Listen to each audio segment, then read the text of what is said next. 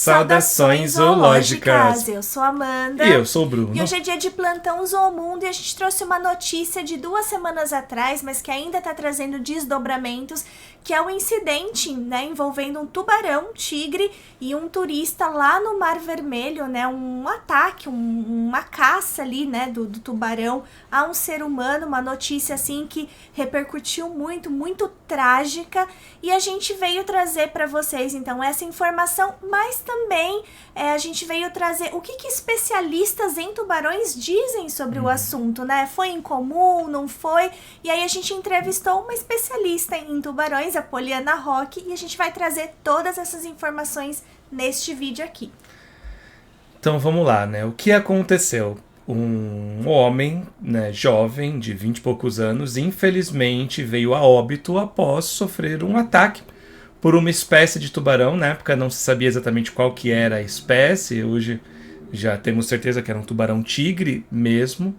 E existem filmagens disso. Por quê? Porque ele estava perto da praia, ele estava apenas 7 metros de distância da faixa de areia. Então ele estava muito perto. Foi no Mar Vermelho. No Mar Vermelho, lá no Egito. Numa praia ali que ficava em frente a um resort, Então, como o Bruno falou, foi muito perto ali da costa e num lugar, cheio de gente, de turista. Então, realmente repercutiu muito. E aqui, antes da gente continuar falando, a gente precisa se solidarizar com os familiares da vítima. Foi uma fatalidade. Foi muito trágico. Foi muito trágico, foi muito triste. Foi uma pessoa que morreu de forma trágica, e violenta, Então, um pai perdeu um filho, uma namorada, uma noiva perdeu ali seu namorado.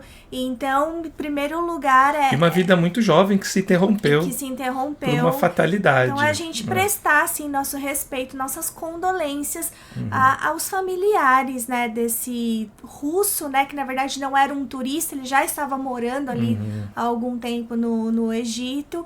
E, enfim, muito trágico. A gente não vai mostrar as cenas aqui, porque elas são muito fortes. Sim. E também respeito à vítima, mas... É possível ver, em momentos antes do ataque, o tubarão ronda de maneira agressiva. Então mostra ele nadando em volta desse turista e de repente desferindo uma série de ataques para cima dele. Então isso está bem documentado por vídeos e não trouxe dúvida de que nesse caso em particular ele estava atacando para devorar parte para se alimentar. Para se alimentar. E o que é muito, muito incomum. Sim. Porque normalmente em incidentes com tubarões o que acontece é que os tubarões dão uma mordida de reconhecimento, eles confundem a gente com presas naturais deles e acabam dando uma mordida de reconhecimento, mas imediatamente ao sentir o gosto, vê que não faz parte da cadeia alimentar dele, do rol de comidas que ele come, ele larga, ele não costuma devorar, não costuma comer as partes.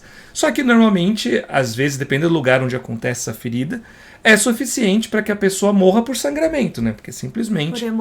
Por hemorragia, Você perde muito sangue, mas nesse caso, aparentemente não. O que aconteceu foi que o animal realmente se alimentou do rapaz. E o tubarão, então, é um tubarão-tigre, que é um tubarão, assim, muito comum, cosmopolita, então ocorre em todas as regiões do globo, nas regiões tropicais e temperadas, Então, ele não ocorre, por exemplo, em regiões polares. E além disso, ele é uma espécie bem generalista, o que significa que dentro ali dos organismos marinhos, ele se alimenta de uma gama muito grande desses animais. Então, desde invertebrados diversos, como polvos, lulas, outros invertebrados, passando por peixes, que é o seu principal alimento, peixes ósseos, outros peixes cartilaginosos, Tartarugas. Inclusive, o tubarão-tigre tem uma dentição muito característica, que são esses dentes em formato de abridor de lata, A gente pode dizer assim. E esses dentes, eles facilitam bastante a alimentação de tartarugas, porque com esses dentes eles conseguem quebrar mais facilmente o casco de tartarugas, enfim, de animais que sejam duros. Tubarões já têm naturalmente uma mordida relativamente forte para o tamanho do corpo, e esses dentes que são mais amplos, têm a base maior, eles tendem a resistir maior ao estresse dessa mordida. Então, existem tubarões que se alimentam somente, praticamente, de animais de corpo mole, que eles têm o dente mais fino e mais comprido. E os tubarões que se alimentam de grandes presas, ou que os dentes vão sofrer um grande estresse, normalmente tem esse dente com uma base maior, ele é mais triangular, mas a base normalmente é mais robusta. Sim, então bem generalista, né? Se alimenta de mamíferos marinhos, de aves marinhas, então realmente todos os animais ali marinhos, né? Ele se alimenta, às vezes ele é até chamado de lixeira do mar, né? Justamente por ser tão generalista. E aqui no mapa, nessas áreas em azul, é onde ele ocorre naturalmente. Então, praticamente em todos os cantos do mundo. Inclusive, no litoral brasileiro inteiro, por exemplo. Justamente. Né? Bom, e aí diante desse fato, né, como o Bruno comentou, então essa questão dele ter caçado ativamente, como ficou claro no vídeo, é uma coisa rara, por isso que a gente não chama de ataque, a gente chama de incidentes, porque são incidentes, né? Muitas vezes esses bichos eles confundem, como o Bruno falou, às vezes a água tá turva, então isso acaba confundindo, então assim, tem diversos fatores que podem explicar esses incidentes, mas nesse caso ele realmente, né, atacou, ele rondou ali para se alimentar. E aí, por conta de ter sido incomum, em primeiro lugar a gente quis saber da Poliana Roque, né, que é a pesquisadora que trabalha com tubarões, com elasmobranquios. Colega de trabalho da Amanda. Minha colega de trabalho, por sinal, lá no Deep Lab, né, o laboratório lá do Instituto Oceanográfico da USP, ela é vinculada a esse laboratório. E aí eu perguntei para ela, então, em primeiro lugar, se esse incidente em particular muda de alguma forma como a ciência enxerga o comportamento dos tubarões e essa relação entre tubarões e humanos. E ela disse que não, embora o fato dele ter de fato atacado para se alimentar ser uma coisa assim rara, né? Isso não muda a relação entre as espécies, né? Não muda a visão, né, que os cientistas têm desses bichos em particular. Então não é que, nossa, agora então mudou, né? De uma hora para outra, tubarões atacam e se alimentam de pessoas. Não é isso, gente. Não muda de forma alguma. Lê a resposta dela aqui, complementar. A Poliana colocou assim, não, os tubarões são mesopredadores ou predadores de topo. E o hábito de caçar ativamente faz parte do comportamento das espécies pelágicas. Como, por exemplo, do tubarão-tigre, principal espécie suspeita desse último incidente. Então, são animais que estão habituados a caçar ativamente. E especialmente no caso do tubarão-tigre, como a Amanda tinha comentado aqui, por ser uma espécie muito generalista, comer muitas coisas diferentes, isso acaba aumentando as chances de eventualmente sofrer um incidente com os seres humanos. Porque é um animal que não tem essa limitação natural de, só vou comer isso ou aquilo. Sim. Então ele vai experimentar uma série de outras presas, de outras tentativas, até porque são animais migratórios. Então, às vezes, o bicho já chegou com muita fome, né? Já chegou muito cansado. E no desespero, ele acaba pegando mesmo. Sim. Que é, inclusive, o que a Poliana complementou na resposta dela, né? Eu também perguntei para ela por que algumas espécies de tubarões possuem um comportamento mais agressivo do que outras e quais seriam essas espécies que são consideradas mais agressivas.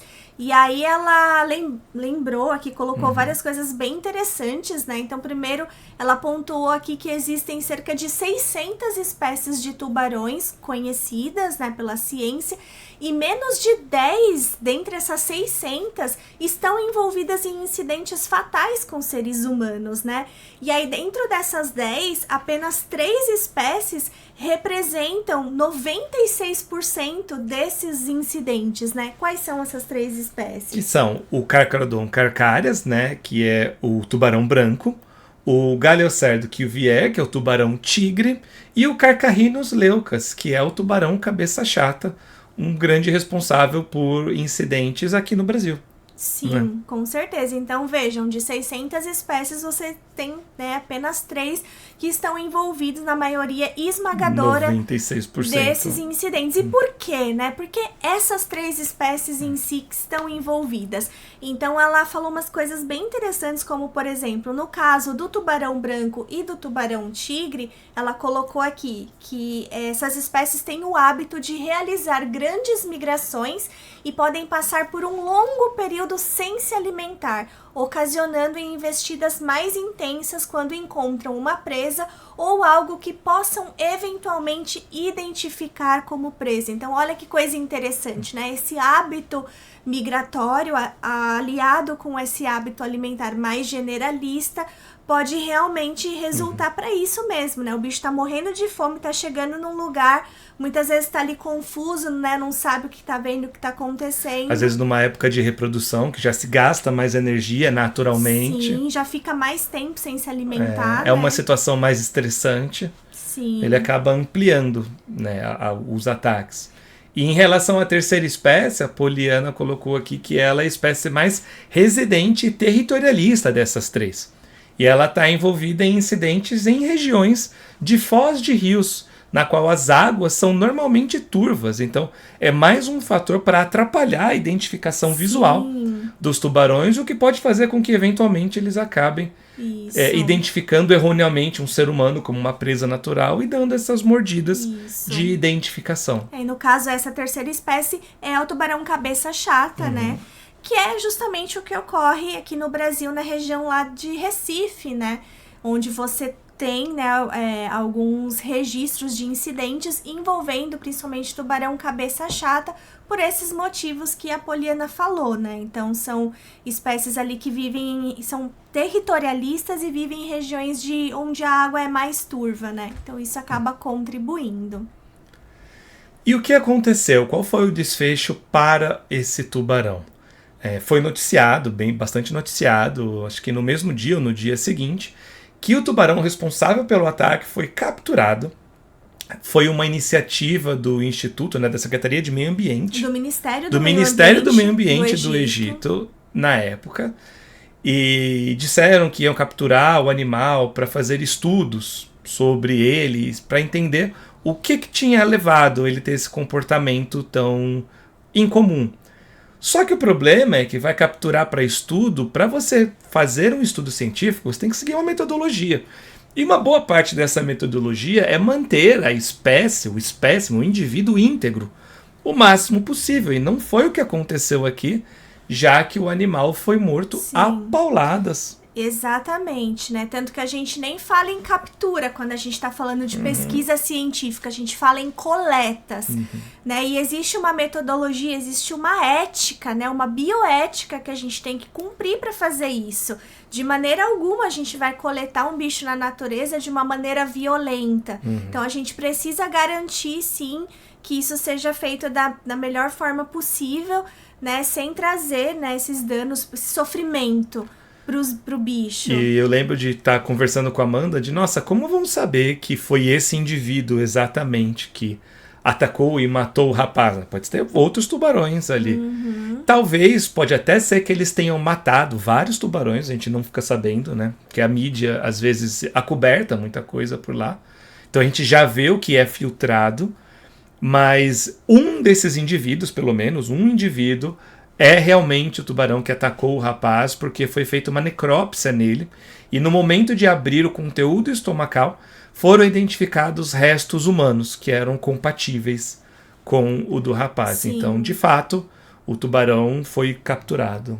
Pois é, e aí é importante a gente falar, então, que por mais que essa captura tenha sido divulgada e foi uma iniciativa do Ministério do Meio Ambiente, certamente essa captura não foi feita por profissionais, foi feita pela população, né? Porque o bicho foi morto a pauladas, tinha muita gente ali envolvida e foi mais uma questão assim de vingança, né? Do que de fato pegar o bicho para investigar.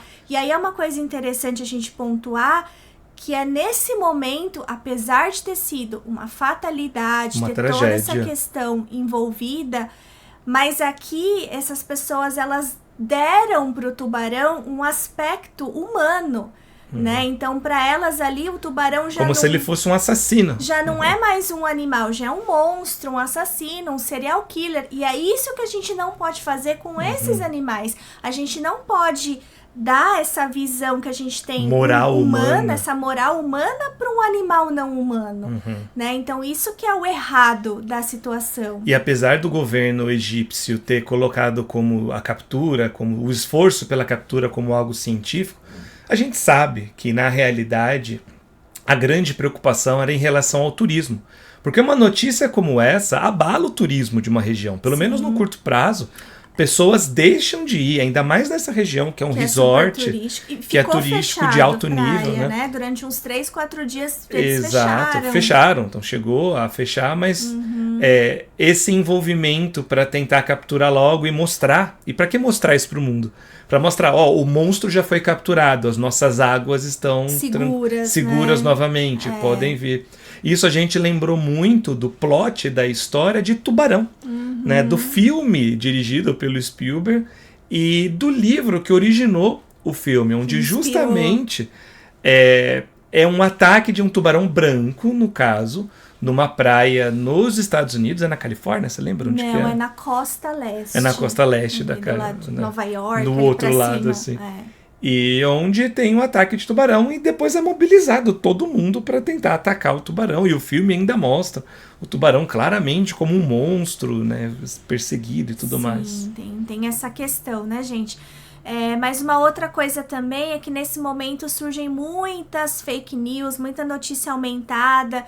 Então, assim, como o corpo do Vladimir, né, que foi o rapaz que morreu, ele não foi encontrado de imediato, começaram a divulgar que o tubarão teria devorado ele inteiro.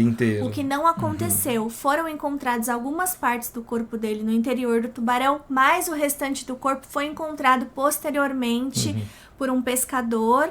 E aí o que a gente leu é que o pai dele... Até porque nem cabe, né, uma pessoa inteira no trato digestório de um tubarão. Enfim, foi descabida mesmo essa notícia. E aí o que a gente leu é que o pai dele, né, queria cremar o corpo e levar as cinzas lá pra Rússia. A gente não sabe se isso aconteceu ou não. Mas, enfim, acharam o corpo dele depois, né? Não cabe uma pessoa no trato digestório de um tubarão-tigre, né? De um tubarão branco grande, talvez. Mas mesmo assim, não é os tubarões não têm esse hábito de devorar presas inteiras. Então, no final das contas, somos ou não somos presas naturais dos tubarões? O que vocês acham? Comenta aqui embaixo, que a gente quer saber a opinião de vocês. Porque vira e mexe, a gente acaba vendo. Essas notícias são raras, mas acontece praticamente todo ano em algum local do mundo. E normalmente, quando acontece, vira notícia internacional. Normalmente, quando seres humanos são caçados, ou predados, ou mortos por grandes animais... Os pequenos animais são muito mais perigosos pra gente, mas quando isso acontece por grandes animais, isso acaba virando notícia em todos os cantos do mundo. Só que essa notícia se espalhando por todos os lugares ajuda a criar um pouco esse senso popular de que não, os animais são perigosos o tempo todo. Então, eles têm um grande risco pra gente. Então, se eu entrar no mar, vai ter um tubarão me esperando pra me devorar. O que não é verdade. Não é verdade. E a resposta para essa pergunta, somos presas naturais dos tubarões, é um não bem gigante. Gigantesco. Por um motivo óbvio. Nós somos animais terrestres. Nós não somos animais aquáticos, né, marinhos. Já fomos no passado há muito tempo. Já fomos, né, nossa origem ali, né, dos peixes. Mas não somos, né? Então, a gente não vive associado a um ecossistema marinho, aquático, que seja. Nós vivemos associados a um ecossistema terrestre. Então, a gente ali no mar, por mais que a gente visite, a gente é visita, a gente é turista. Então, a gente não pode ser considerado presa natural de nenhum animal 100% aquático. Isso é fato. Mas o que...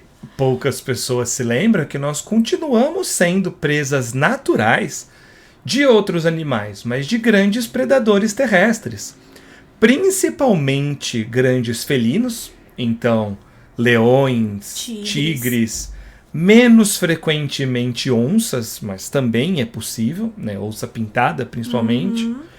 Mas também outros animais, como de répteis como crocodilos, de grupos de hienas que efetivamente caçam e predam seres humanos. Inclusive, gente lançou um vídeo recentemente sobre a evolução das hienas, onde a gente comenta que foi encontrado faz pouco tempo e foi identificado cabelos humanos dentro de fezes fossilizadas de hienas com mais de 200 mil anos de idade. Ou seja, nós fazemos parte do cardápio natural desses animais há muito tempo. Sim. Há muito tempo.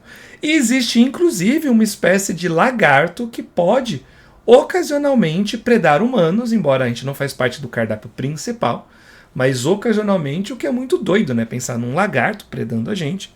Mas esse é o maior lagarto que existe atualmente, que é o dragão de Komodo. Então, esses são animais que podem, eventualmente, predar seres humanos e que a gente pode considerar que nós somos presas naturais desses animais. Sim, inclusive aqui a gente já tem vídeos, por exemplo, do Gustav, que é um crocodilo do Nilo. Essa espécie que a gente colocou aqui a foto é um crocodilo do Nilo, mas enfim, o Gustav era um crocodilo, ou é um crocodilo do Nilo, que foi registrado, né, que ele se alimentou de muitos humanos e aí dezenas de pessoas. Ninguém sabe o que aconteceu com ele, se ele foi morto ou não. E temos também um vídeo falando dos leões de Tsavo, que são esses 2 leões machos aí, que também foram associados a muitas mortes de trabalhadores de uma ferrovia na África. Então, são casos assim bem emblemáticos. A gente vai deixar o vídeo, esses 3 que a gente comentou, né, o das hienas, o do Gustav e o dos leões de Tsavo, na descrição. Que tá linkado. E aí, por fim, gente, eu perguntei pra Polly, eu pedi, na verdade, pra ela comentar mais sobre a importância dos tubarões, porque claramente os tubarões, assim como todos os seres vivos, têm um papel importantíssimo nas cadeias tróficas, mas eu pedi pra ela, né, comentar sobre a importância específica dos tubarões e qual é a gravidade do fato de muitos tubarões estarem ameaçados de extinção, porque essa é a realidade atual. Então ela disse assim pra gente que os tubarões, eles influenciam muito indireta e diretamente na transferência da energia, né, de toda a cadeia alimentar, ou por meio da predação ou por meio da competição. Então, como resultado, eles auxiliam na manutenção das populações das cadeias alimentares. Isso é um papel de predador de topo. Exato. Então, ele vai controlar a população de quem está embaixo dele. De quem ele se alimenta. Por exemplo, tubarões são grandes predadores de pinípedes, que são os animais que incluem, por exemplo, focas e leões marinhos. Então, uma baixa população de tubarões acaba fazendo com que esses pinípedes não sejam tão controlados. Eles podem, eventualmente, desenvolver hiperpopulações. Só que se você tem muitos pinípedes, muitas focas e leões marinhos, o que vai acontecer com as populações de peixes que eles comem? Vai diminuir, que está logo abaixo e está numa base da cadeia trófica. Ou seja, você mexer com a riqueza e distribuição dos predadores de topo, eventualmente... você vai trabalhar, você vai acabar colapsando essas relações dentro dessa cadeia e acabar levando a um grande desequilíbrio ecológico. Desequilíbrio ecológico, né? E isso vai chegar, gente, em todos os níveis da cadeia trófica, né? Então, como a Poliana falou, consequentemente, eles estão influenciando na saúde dos ecossistemas marinhos. Então, com a degradação ambiental e a pesca excessiva, muitas populações estão em declínio, né, de tubarões no caso, e visto que de maneira geral eles produzem poucos descendentes, né, então eles geram pouca prole, poucos descendentes, o crescimento deles, dos filhotes, é lento e a maturidade sexual é tardia. Então o bicho demora para se reproduzir, quando se reproduz pouco e os filhotes ainda demoram para crescer e atingir a maturidade sexual para reproduzir e dar continuidade à espécie. Então isso coloca eles assim num patamar super ameaçador, né? De ameaça mesmo para eles. E aqui a gente separou, né, algumas estatísticas sobre tubarões para mostrar o quanto esses animais são ameaçados de extinção. Então, todos os anos, a gente tem uma média de mais ou menos 5 pessoas que acabam morrendo por conta de mordidas de tubarões. Só que, em contrapartida, mais de 100 milhões de tubarões são mortos por humanos todos os anos. Então, para cada ser humano que morre em decorrência de um incidente com tubarões, mais de 20 milhões de tubarões acabam morrendo. Então, Na relação entre os grupos, entre humanos e tubarões, a balança está pesando muito mais para o nosso lado. E por que tubarões morrem tanto? Existe um grande comércio, especialmente asiático, que está relacionado ao consumo de nadadeiras de tubarão. São as famosas sopas de barbatana de tubarão, né? Embora o nome correto é nadadeira. E é uma pesca muito agressiva e é uma pesca muito cruel, onde frequentemente os animais são capturados, as suas nadadeiras dorsais e peitorais são arrancadas com o animal vivo ainda e ele é jogado, o resto que sobra é jogado no mar, onde o animal vai morrendo lentamente. Ou é direcionado para países, né, exportado para países que pegam, né, o corpo do tubarão. A gente aqui faz muito e vai isso, consumir, né, como no cação. Brasil, a gente não faz esse tipo de coisa, que é o shark finning, né, que é a captura e coleta das nadadeiras. E enquanto a gente editava este vídeo, a gente viu a notícia de que o IBAMA esta semana apreendeu cerca de 30 toneladas de barbatanas de tubarões que foram apreendidas em Santa Catarina por uma empresa que capturava esses bichos ilegalmente para exportar as nadadeiras para o mercado asiático. Quase 10 mil tubarões foram mortos só por conta dessa prática que é ilegal e é uma vergonha para o nosso país que aconteça esse tipo de coisa. Mas a gente se aproveita do que vem dessa indústria que é tão prejudicial.